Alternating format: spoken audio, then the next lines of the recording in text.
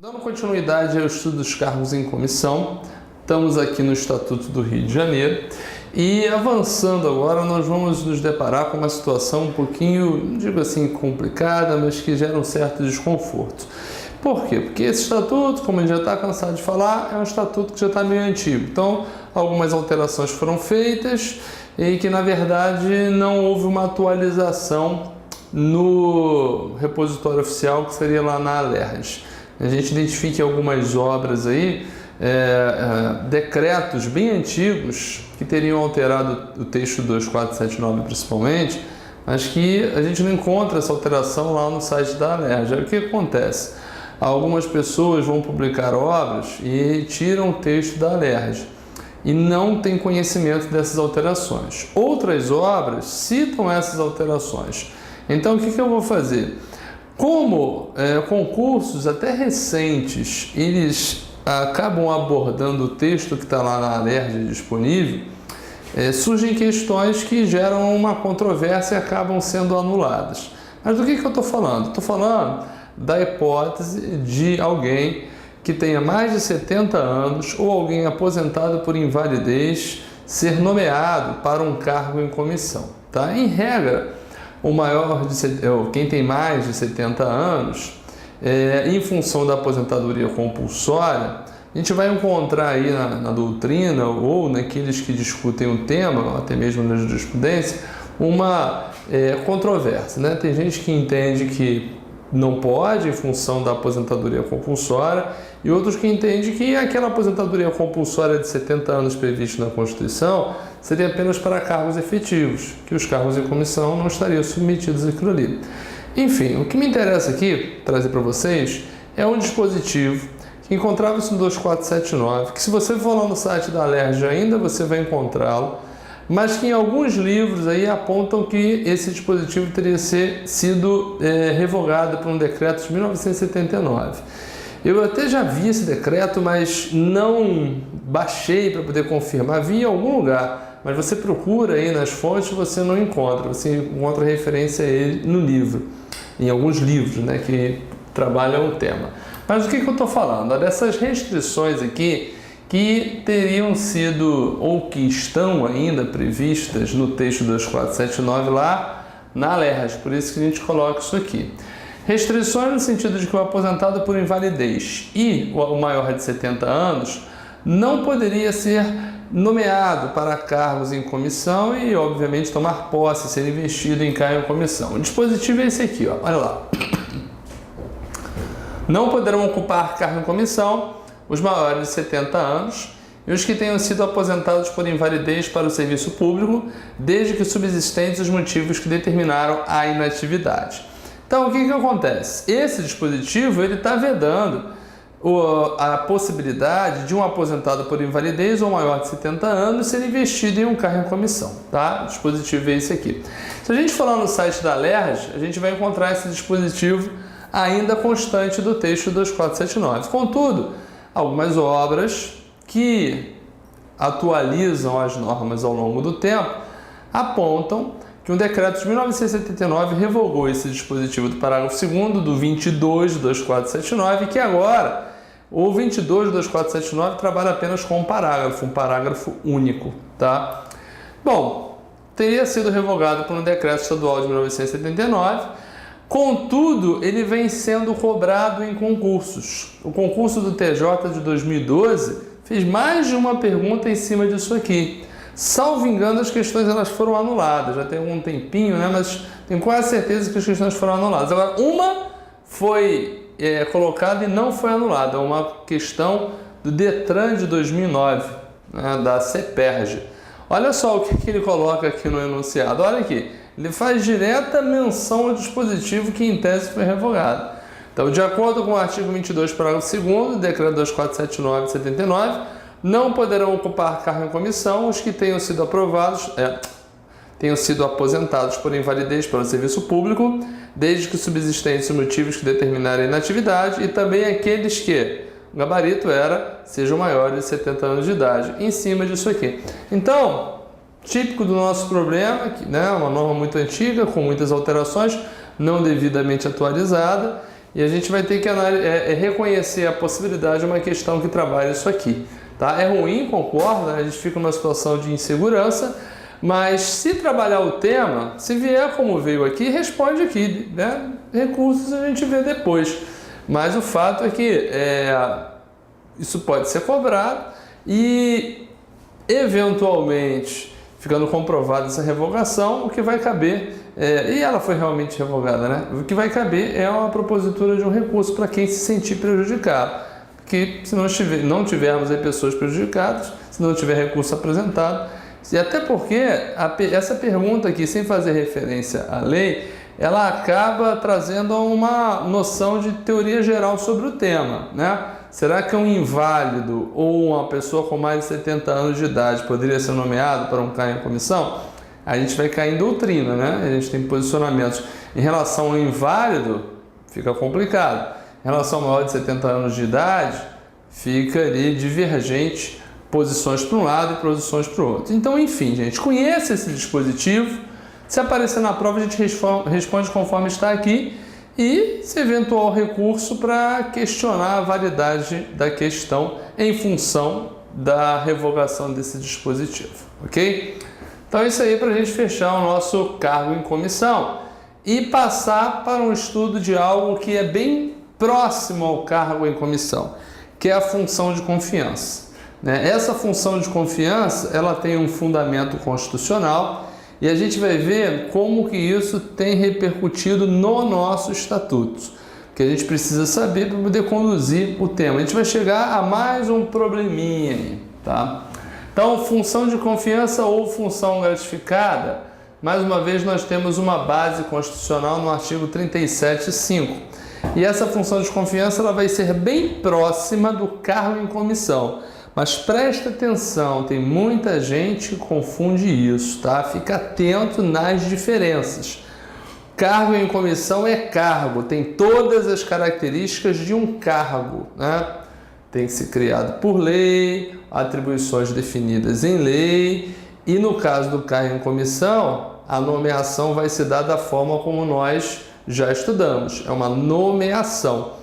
E é possível, inclusive, que seja nomeada uma pessoa de fora da administração pública.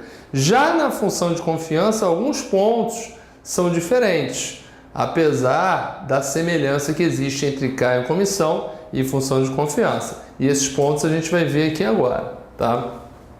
Então, investidura. Primeiro ponto, o estatuto não traz muita informação, mas a gente tem que fazer a comparação, né? Tem-se a ideia de que não há uma livre nomeação ou uma livre exoneração, mas que a escolha também fica a critério de uma autoridade competente, assim como no cargo em comissão. O que muda é a terminologia. Então não é livre nomeação ou livre exoneração, seria uma livre designação e uma livre dispensa. O termo utilizado seria isso. Então a gente coloca lá livre designação e dispensa, aquela ideia, né, do termo ad nutum, pela vontade, o que dispensa a motivação. A cargo de quem? Preenchidos os requisitos legais, a critério de uma autoridade legalmente competente, aquela que terá a função de confiança à sua disposição, tá? Bom, atribuições. As atribuições elas são as mesmas que a do cargo em comissão. Atribuições de direção, chefia ou assessoramento. Então aí nenhuma distinção. Então, primeira distinção aqui, né, na terminologia adotada para investidura e desinvestidura. Segunda distinção aqui, a função ela não tem uma remuneração fixada em lei como tem um cargo em comissão. Ela tem uma gratificação. E o que vai ocorrer no momento em que um servidor for titularizar uma função de confiança? Ele simplesmente mantém a remuneração do seu cargo efetivo e tem acrescido o valor da gratificação que é fixada em lei para essa função, tá? E a função ela tem que ser criada por lei também, tá, gente? Função tem que ser criada por lei, assim como os cargos. Possíveis titulares. Quem é que pode ser titular de uma função de confiança? Segundo o texto constitucional, é talvez a grande distinção em relação aos cargos em comissão.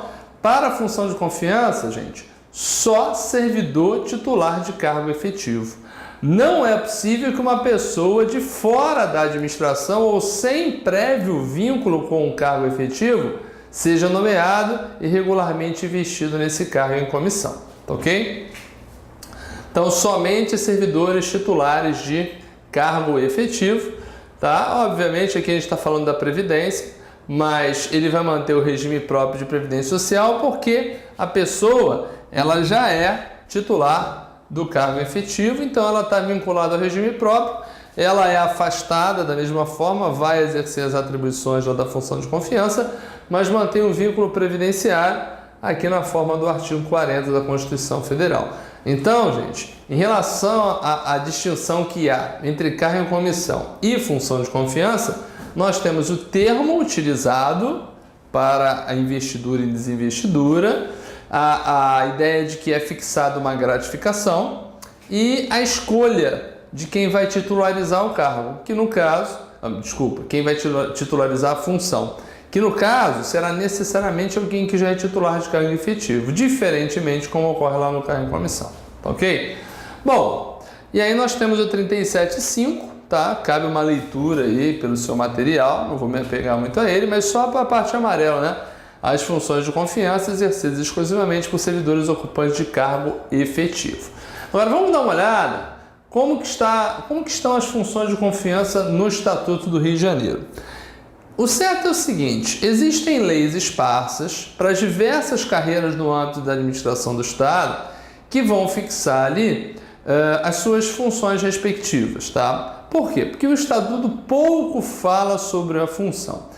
E agora aparece um decreto também antigo, de 1982, em função da previsão no Estatuto da possibilidade de acesso de pessoas de fora da administração pública para as funções, teriam essas funções sido revogadas, ou elas foram revogadas. Então, resumindo, vamos lá, devagar. As funções que estavam previstas no nosso Estatuto, o tratamento dado às funções aqui no Estado do Rio de Janeiro, admitia que pessoas de fora da administração fossem designadas e irregularmente investidas. Isso está em desacordo com o texto constitucional, primeiro ponto. Segundo ponto, em 1982, um decreto revogou do texto do Estatuto toda e qualquer previsão sobre função. Ou seja, se formos levar a literalidade desse decreto que revogou a ferro e fogo, qualquer termo que faça menção à função no nosso Estatuto teria sido revogado. Vamos confirmar isso aí, tá? Dispositivos revogados pelo artigo 4º do decreto 5952 de 82. Esse aqui eu trouxe, né? Olha lá, esse decreto aqui do Rio de Janeiro. Este decreto entrará em vigor na data de sua publicação, revogadas as disposições em contrário, especialmente as do artigo 28 a 34 do Regulamento do Estatuto dos Funcionários Públicos Civis do Rio de Janeiro, que fala justamente das funções gratificadas, e suprimida do respectivo texto as expressões função ou função gratificada. Ou seja, se nós formos levar isso aqui a ferro e fogo, qualquer termo que no texto que apresente informações, ou qualquer dispositivo que apresente informações relacionadas com o termo função ou função gratificada teria sido revogado. Então a gente tem que tomar um certo cuidado com isso. As questões não têm dado trabalho em relação a esse ponto, então dá para, né, a gente pelo menos colocar isso para tranquilizar, se é que dá para tranquilizar, mas não leve essa regra ferro e fogo. Trabalhe então função de confiança com essas características aqui. Isso pode ser cobrado numa prova de administrativo, tá? E pode ser cobrado na prova de estatuto. Então, função, pessoal, trabalha com essas características aqui. Tudo que fugir dessas características estaria errado. E vamos desconsiderar ao menos esses artigos aqui do nosso decreto. O material de vocês isso já vai estar riscado provavelmente. E só cuidado, né, com os termos esparsos na lei. Tipo, a gente vai chegar lá na parte de vacância, né, já, e lá vai dar lá como hipótese de vacância a destituição, a dispensa ou a destituição de função de confiança de função gratificada. Infelizmente, o texto não foi atualizado de forma correta e a gente vai se deparar com isso. Então, nesses textos esparsos, eu recomendo que a gente pise em ovos na hora de analisar, E a perspectiva é que, às vezes, uma questão faça menção a isso e a gente tem que considerar como válido, tá? Mas, como eu falei, não temos tido problemas em relação a isso, ok? Então, gente, fechamos aí a parte que envolve cargo em comissão e função de confiança. Cargo em comissão tem caído muito, ali no nosso artigo 22 ao 27. Função de confiança é só para a gente ter uma noção. Se você já tem essa noção lá do direito administrativo, você só traz, olha, aqui no Estatuto do Rio, esse termo função ele está meio que prejudicado, porque foi revogado, tá? E se você ainda não tem essa noção de direito administrativo, saiba que existe na administração pública os cargos em comissão e as funções de confiança relacionadas com atribuições de direção, chefia e assessoramento, cujo titular é escolhido por uma determinada autoridade competente. E os parâmetros são aqueles que nós acabamos de ver. O cargo em comissão tem uma maior liberdade de escolha, a função de confiança um pouco mais restrita, porque a escolha só pode recair sobre pessoas que já sejam titulares de cargo efetivo. E ainda na forma das leis respectivas que trabalham cada cargo em comissão ou cada função de confiança. Ok? Bom, então a gente dá aí por encerradas as considerações relativas a esses dois temas e vamos avançar. Vamos avançar para falar de um teminha e fechar essa parte aí, poder retornar ao estudo em conjunto. Vamos falar da figura da substituição. Deixa eu passar aqui só os slides aqui da parte de função. Bom, substituição. Então, o que nós acabamos de ver? Cargo em comissão e função de confiança, que é algo bem similar. Agora vamos falar da substituição. Eu já estou adiantando um tema, talvez pudesse ficar para mais tarde, mas vamos falar agora. Por quê? Porque substituição tem tudo a ver com cargo em comissão e função de confiança. Como assim tem tudo a ver? É porque, perceba, cargo em comissão e função de confiança são relacionados com quais espécies de atribuições? Direção, chefia e assessoramento. Pressupõe alguém que está diretamente ligado a tarefas de definição no âmbito da administração pública, ali de comando, de determinação, ou está assessorando uma determinada autoridade. No sentido de que a falta dessa pessoa pode ser prejudicial para a administração pública, porque alguém que dirige, que dirige um órgão ou que chefia um órgão não estará presente e talvez isso prejudique o adequado desenvolvimento das atribuições daquele órgão que ela chefia ou dirige. A ideia é a seguinte: na ausência desse titular do cargo em comissão e da função de confiança, a atividade administrativa não pode parar.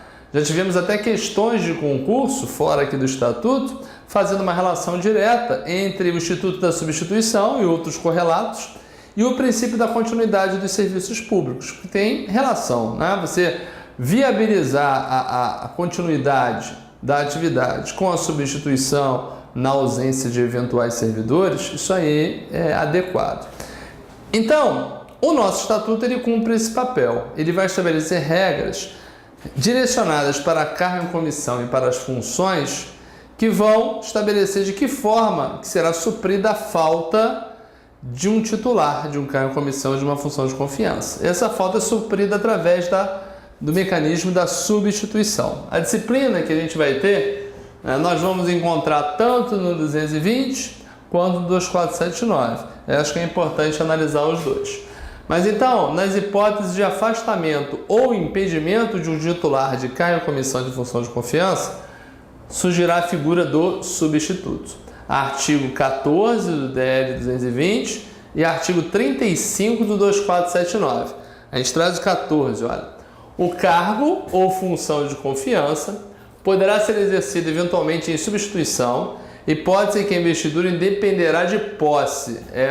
O adequado é que o substituto ele já esteja previamente ciente, Ele já é alguém previamente preparado para exercer aquelas tarefas na falta do titular. Que não adianta nada se colocar uma pessoa que não tem a menor noção de como o trabalho é feito. Então o substituto já tem que ser previamente designado por lei, que acontece, ou mesmo por um ato da administração pública, tá?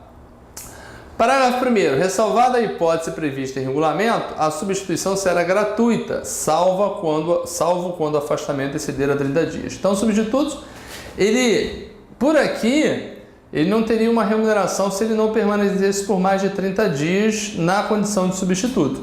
Mas é possível que um regulamento, como por exemplo 2479, ele preveja essa possibilidade, tá? E o que acontece na verdade. Aqui mais uma regrinha, né, que restringe. Pessoal, depois tem que fazer uma leitura individualizada, né, de todos os dispositivos. E eu tô aí para disponibilizar minha apostila desse estatuto, a apostila em PDF para vocês que estão fazendo o curso aqui. Tá? Vocês podem perguntar aí, pedir a coordenação do curso que eu vou mandar em conjunto com o material, ok? Bom, e aí surge também a figura de um responsável pelo expediente, porque o artigo 35 do 2479, ele vai falar da figura do substituto para a hipótese de afastamento ou impedimento. O que é o afastamento? Afastamento em sentido amplo, né? Férias, o cara tirou férias, ela tirou uma licença, vai participar de uma convenção, então vai ficar afastado por um determinado período de suas funções. Então, o correto é que se utilize o termo substituição nessa situação de afastamento. O mesmo para impedimento.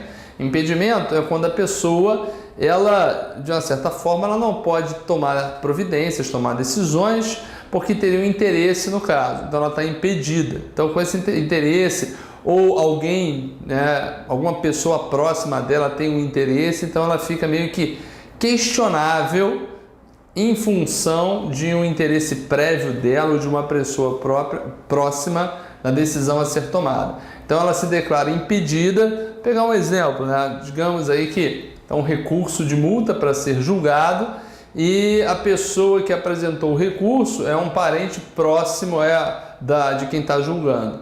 Correto é que ela se declare ali impedida e indique um substituto para fazer o julgamento, porque ela teria interesse na causa. Então, impedida nesse sentido, tá? Então, afastamento e impedimento do titular, substituição. E pelo texto do nosso estatuto, a gente tem que ficar atento a isso, não é algo que vem lá da doutrina geral, não. Vem do texto do estatuto, já caiu em prova. Se houver a vacância, vai surgir a figura do responsável pelo expediente. O que é vacância? É quando o cargo está vago. O cargo em comissão ou a função de confiança encontram-se vagos, e aí nessa situação, pelo menos o nosso estatuto, ele não chama o substituto, ele chama o responsável pelo expediente. Então, a hipótese de vacância na forma do 37 do 2479. Então, 37. Na vacância do cargo em comissão ou de funções gratificadas e até o seu provimento, poderão ser designados funcionários do Estado para responder pelo expediente. Então, aplica-se ao responsável pelo expediente as disposições dessa seção.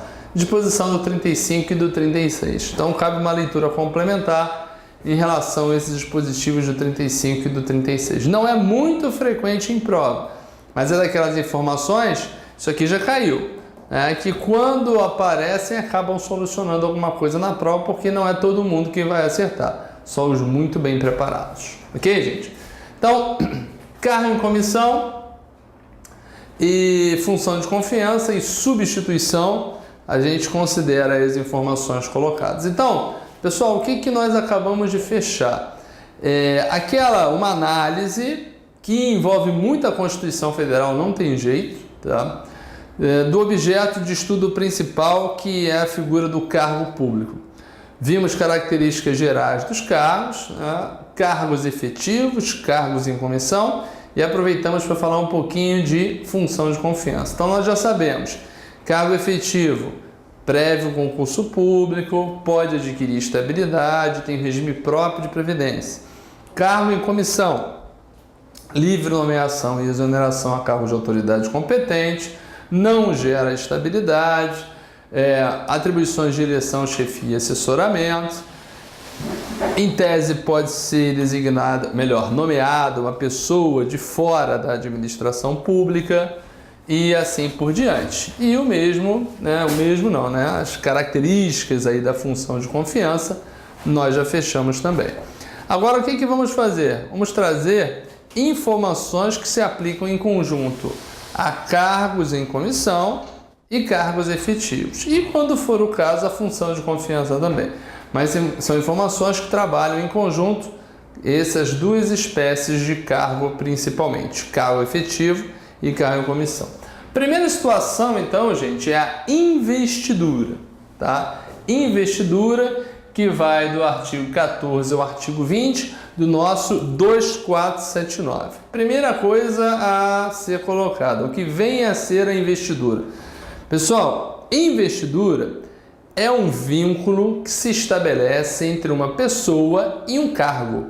E neste momento em que esse vínculo se aperfeiçoa, costuma se denominar como sendo o momento da investidura.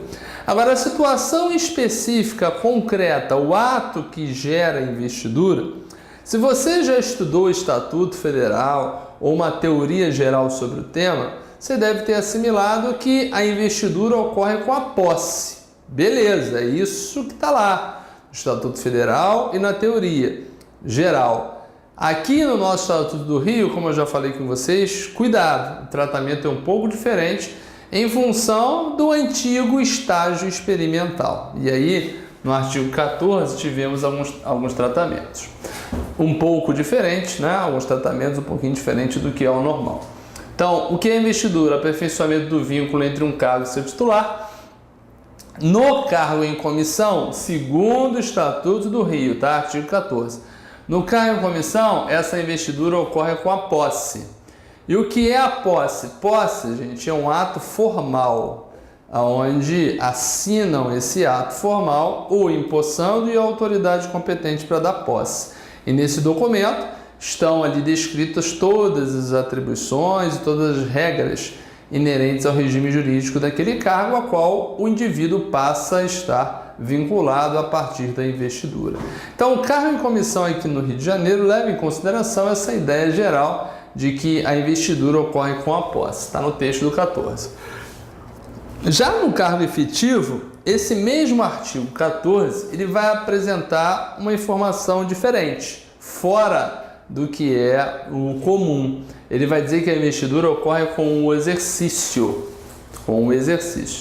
E o que é o exercício? O exercício é o efetivo desenvolvimento das atribuições do cargo, quando o indivíduo efetivamente desenvolve as tarefas. Aí você pergunta, mas não tem posse?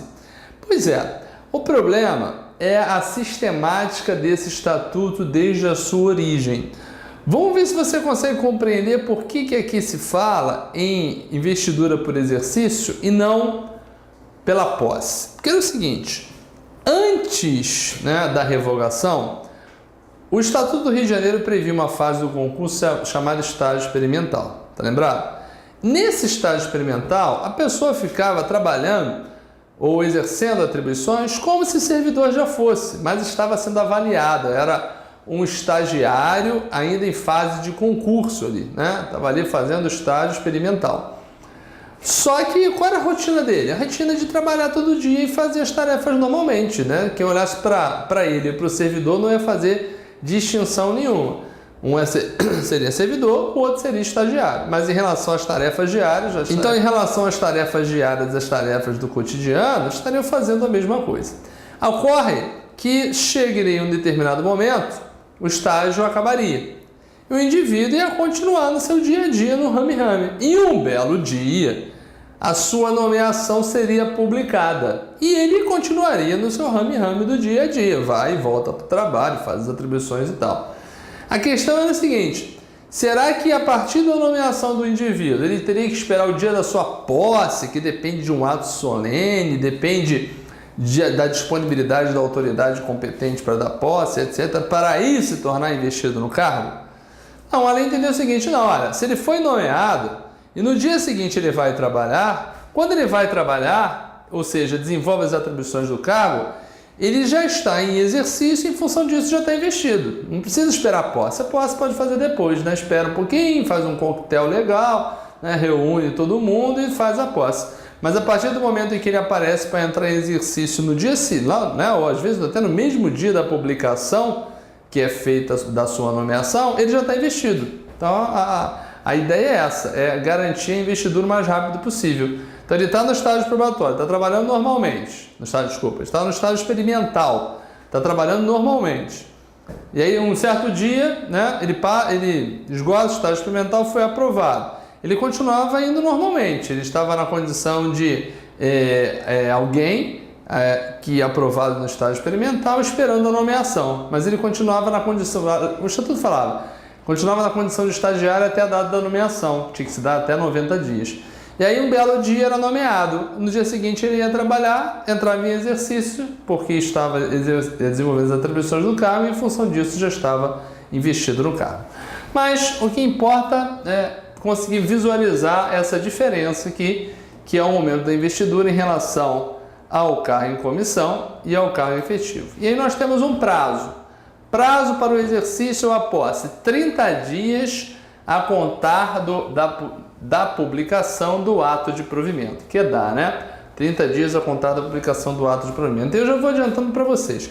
Prazo aqui nesse estatuto, para entrar em exercício, principalmente para voltar de licença, é frequente a gente bater no prazo de 30 dias, tá? Só teremos uma exceção nessa ideia de entrar em exercício. A gente vai ver no momento oportuno que será um prazo de 5 dias. Mas aqui, prazo de 30 dias, é bom fixar isso. É possível a prorrogação desse prazo por até, corrija aqui, né? Não é ato, não, é até 60 dias. Tudo isso na forma lá do artigo 14. Então, a investidura em cargo em comissão ocorrerá com a posse e em cargo de provimento efetivo com o exercício. Iniciar-se-á dentro do prazo de 30 dias contados da publicação do ato de provimento. Mediante requerimento do interessado e ocorrendo motivo relevante, o prazo para a investidura poderá ser prorrogado ou revalidado, né? Prorrogado é estender, e revalidar é quando acaba e o indivíduo dá uma justificativa pretendendo que ele seja revalidado. A critério da administração, em até 60 dias contados do término do prazo de que trata esse artigo. Então, mais 60, aí daria 30 mais 60, 90 dias, tá? E a consequência da perda do prazo. Como o indivíduo ainda não foi investido, não é servidor. Então, a gente não pode chegar à conclusão de que seria necessário um ato de vacância, porque em momento algum ocorreu a investidura. Então, a única coisa que resta é tornar sem efeito o ato de provimento. Então, será tornado sem efeito o ato de provimento se após o exercício não se verificar nos prazos estabelecidos. Ok, gente? Vamos fazer uma paradinha aqui nesse bloco e a gente volta já já, ainda dando continuidade ao tema investidura. Até já!